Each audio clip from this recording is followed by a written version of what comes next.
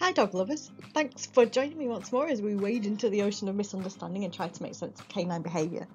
What I'm going to share with you today is the result of a careful analysis of the factors underpinning reactive behaviour with the hundreds of dogs I've worked with over the last few years. So in the last video we looked at three common triggers, and today we're going to take a look at the variety of reasons your dog might be reactive. So you can find a link to the previous video below. So as we put behaviour under the microscope, don't forget that your dog can be reactive for all of these reasons in a variety of situations.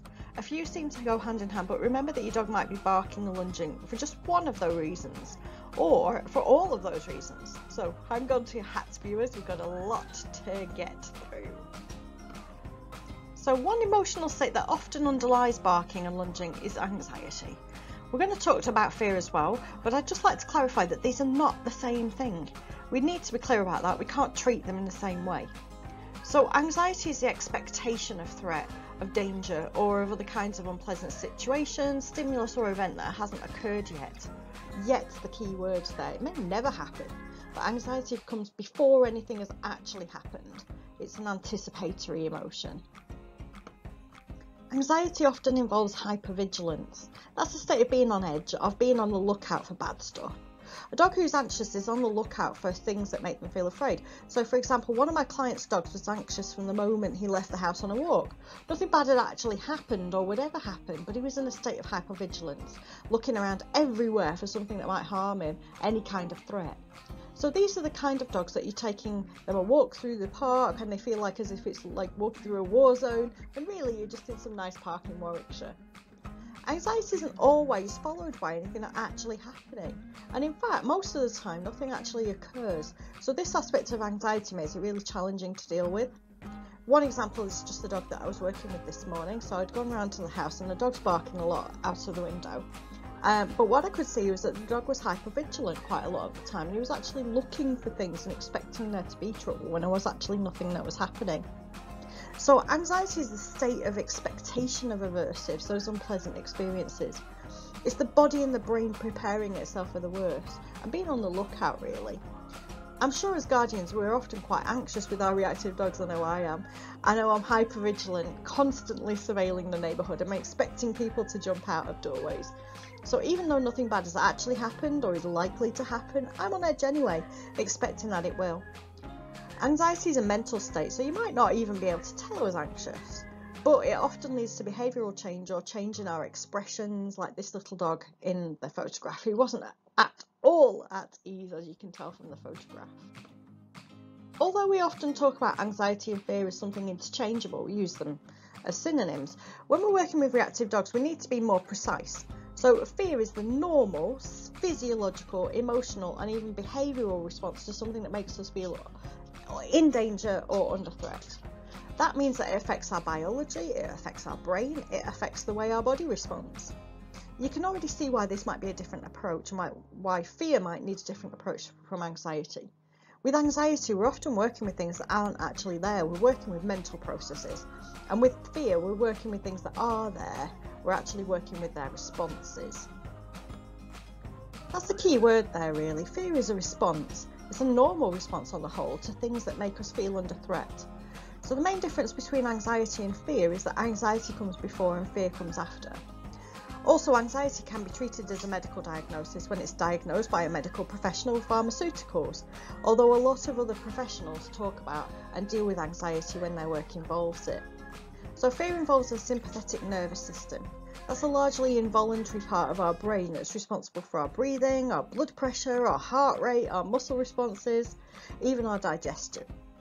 Fear is physiological, it's a biological response. It's also emotional, we feel it, we also see it in our behaviour. So every species has its own way of dealing with fear and danger, and our own way of responding to danger and threat. So we often talk about the fight or flight response as if regression or escape are actually our only options. As the weeks unroll, when we're starting with the lighten up materials, we'll look in much more detail at the ways in which dogs respond to danger or to threat. Suffice to say for now that flight or fight, even freeze, is a little bit too simplistic. So next up we have impulsivity. So many of the reactive dogs I work with struggle with impulsivity, and like anxiety and fearfulness, we'll really unpick it as weeks unroll. We'll be looking at the brain in much more detail, but for now it's enough to say that parts of the brain that have learned to control or inhibit actions aren't sufficiently strong enough really to override more instinctive behaviour. One of the main things to understand before working with a reactive dog is just how impulsive the dog is. So many guardians and professionals even don't take impulsivity into account enough when they're starting to work with impulsive behaviour, and that can add months to your training, and it may mean that your training is not successful at all. So as we explore impulsivity in more detail in future weeks, you'll see that it's linked to something that's called responsiveness and trainability. There may be strong genetic factors at work, especially with herding dogs and gun dogs, where we may be needing to help them regulate their behaviour and supporting them a little more than we might be doing with less impulsive dogs. Impulsivity is also a developmental process. Dogs aren't born impulsive, so we need to understand really how to help dogs inhibit and control their impulses. Dogs who are impulsive often offer very few warning signals, so you'll see a wonderful video of my dog Liddy who offers the slightest ear twitch before lunging. It's intense and explosive behaviour. So if you've seen those things in the dogs that you're working with or you're living with, then you need to understand the role that impulsivity is playing. Many people confuse impulsivity and frustration, just as they do with anxiety and fear, but we need to iron out the differences between them because they will require different training approaches at times, even though there might be a little bit of an overlap. So frustration is an unpleasant emotional state that arises from temporary or permanent thwarting of goals. I love that phrase, thwarting of goals. But what that means really is that the dog first has to have an expectation of what normally happens, and then when that lovely result isn't forthcoming, they may become frustrated, and that's where we may, there may be a delay, or it may also be where they're permanently restrained from what they want to do. Frustration is something I see very, very often with dogs who are barking and lunging on the lead, especially if they were off the lead, they wouldn't experience those things. So frustration arises from the non-delivery of the good stuff. Panic is its counterpart, and that arises from an inability to escape the bad stuff. That delay may be temporary, where we're just requiring dogs to wait, but it may also be permanent. You'll see later that I'm going to use the words wants as opposed to needs, and you may think this is kind of like a bit of a silly distinction, what the dog wants rather than what the dog needs. But for instance, if Liddy wants to see off other dogs, that's very different than a need to eat or drink. So frustration tolerance is a developmental process as well, the same as impulsivity, and we learn it as we age, and we do so through social support. So for example, you may be very familiar with a toddler who's struggling to cope if they can't express what they want or need, or they can't get what they want. And it's part of good parenting to teach a toddler that no, they can't always have ice cream, that's not what they're going to have for every single meal, and how to cope with that frustration. And it's the exact same with good guardianship for dogs. So many dogs I see are simply frustrated because they see it as a necessity to either greet or harass other dogs, and we might think of these dogs as kind of like lead reactive or barrier reactive, and we see those things like lead frustration as well.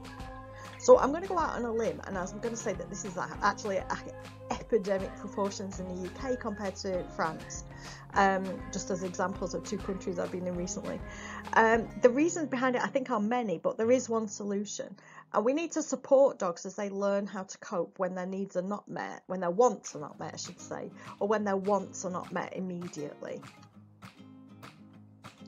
Some dogs, like the little dog I saw this morning, struggle more on home ground, and these are dogs that we often think of as good guard dogs, be they a tiny Shih Tzu or a giant Schnauzer. Territorial behaviour simply expresses occupancy. This is my space, this is my home ground. It's very easy to forget as well that dogs are territorial, especially when they're little.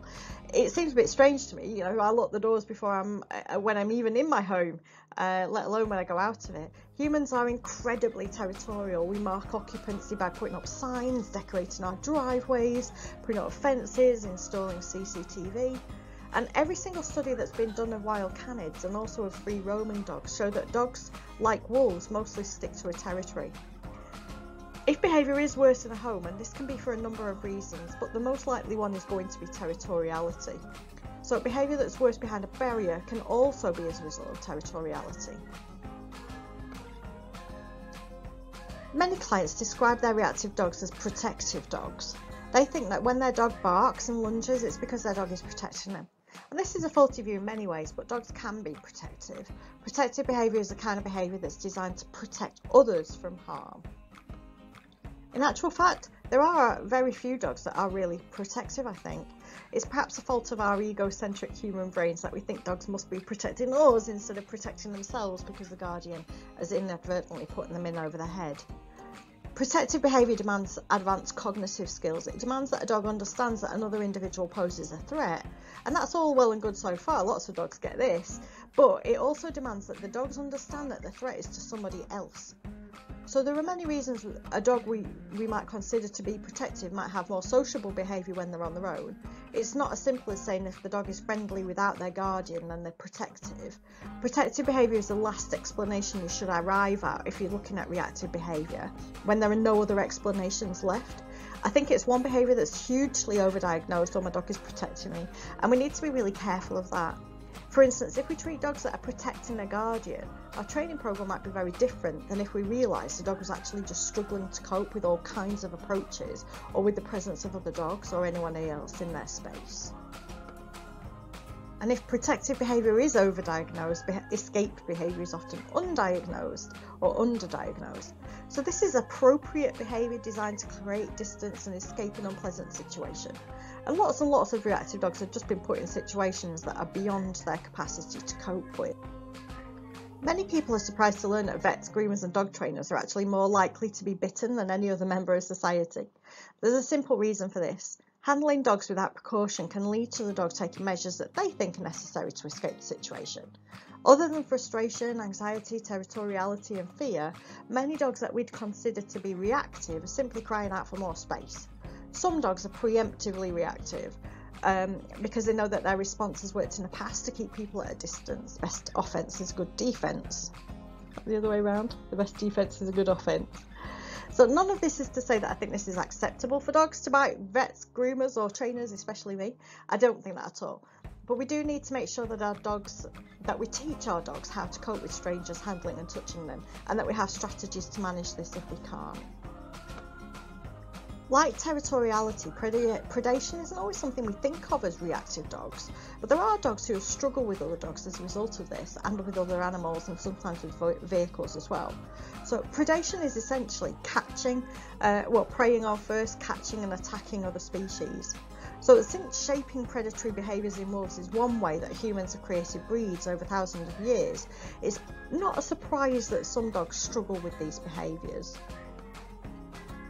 Predatory behaviours are believed to be some of the behaviours that humans have selected for over the years. For instance, the famous stalking of the collie as they herd sheep.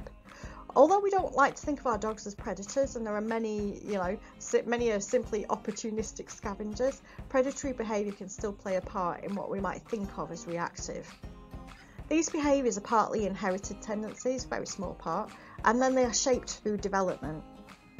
With appropriate exposure to other species, there shouldn't be very many problems. However, some dogs are going to need a little bit more careful early learning experience in order to be able to cope with things like livestock, wildlife and other companion animal species.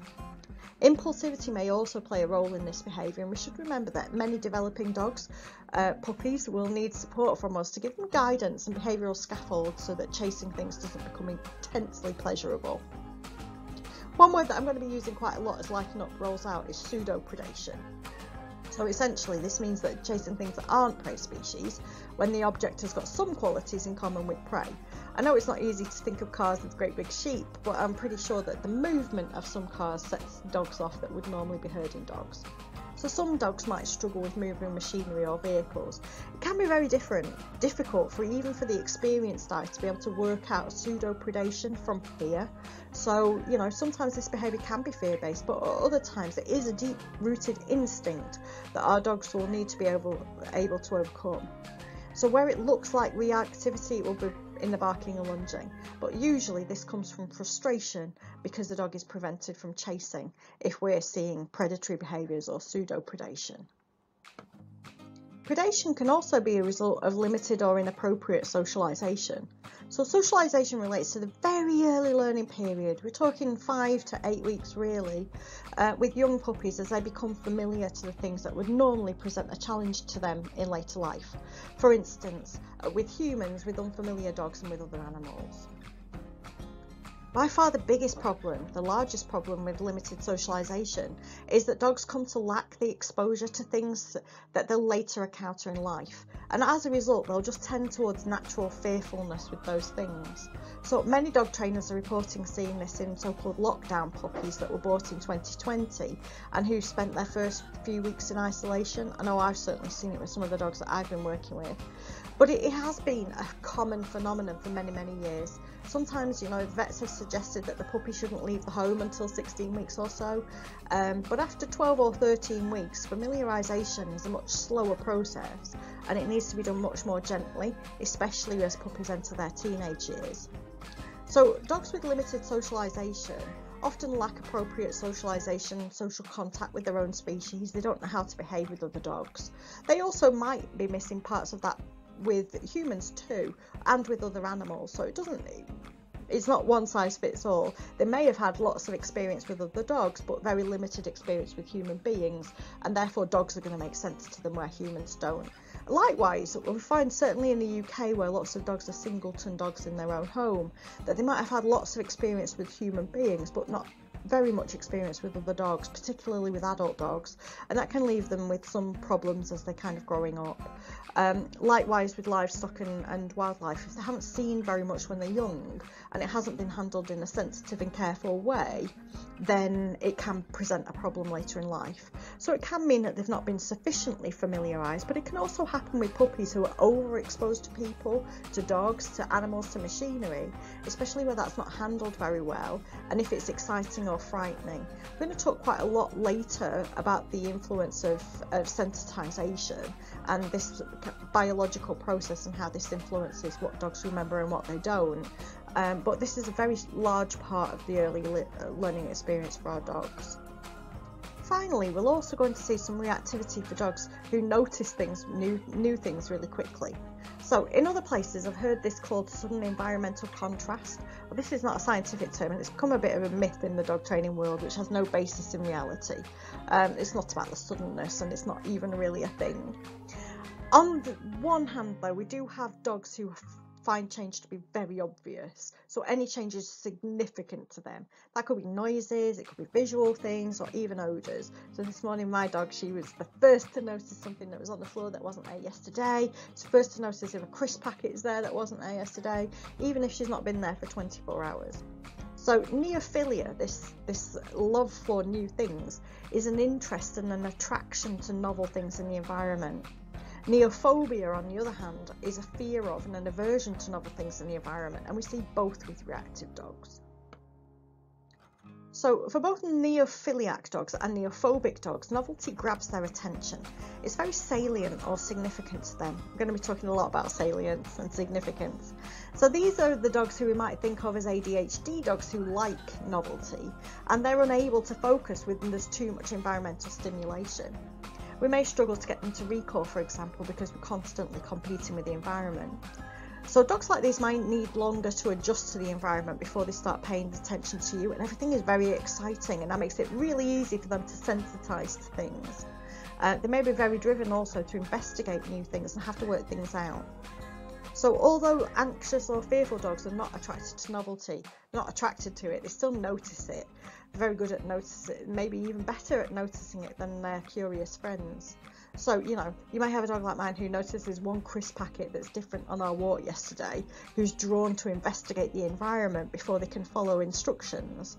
And neophilia might be the reason why they're reactive, because they're spotting new things really easily, and then, depending on whether they want to investigate and they're restrained and we might see frustration, or whether they want to avoid anything new, then they might struggle to cope. So there you have it, we've got the 10 most common reasons behind barking and lunging, kind of behaviours we might typically describe as reactive. You should be able to download the Lighten Up guide that will help you identify your dog's specific problems within these 10, and it's a really good time to remind you again here that they may well have more than one of these reasons in very different circumstances. Behaviour is definitely complex, but it makes so much more sense when we understand it. So when we put this together with the 3 main triggers of behaviour that we looked at last week, you're a long way to understanding the behaviour of your dog better. And in our next Lighten Up suminar, I'm going to share with you a definition I think it's going to really blow your mind for some of these dogs, not all. but it will help you understand one cluster of reasons, those related to anxiety, fear, territoriality and escape behaviours, especially when the dog's had limited socialisation. So when we understand the definition that I'm going to give, you'll start to see why impulsive, frustrated, predatory or novelty-seeking behaviour form a different cluster.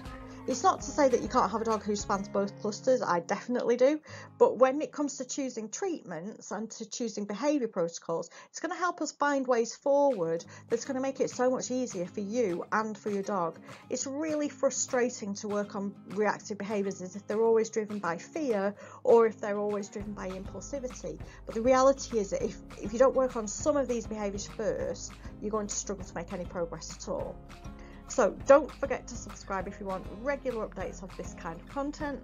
You can check us out on Facebook, wherever that is, and subscribe to our blog. So this has been my longest suminar yet, but as you'll see, it's such an important one. It's one that I think you'll be coming back to frequently.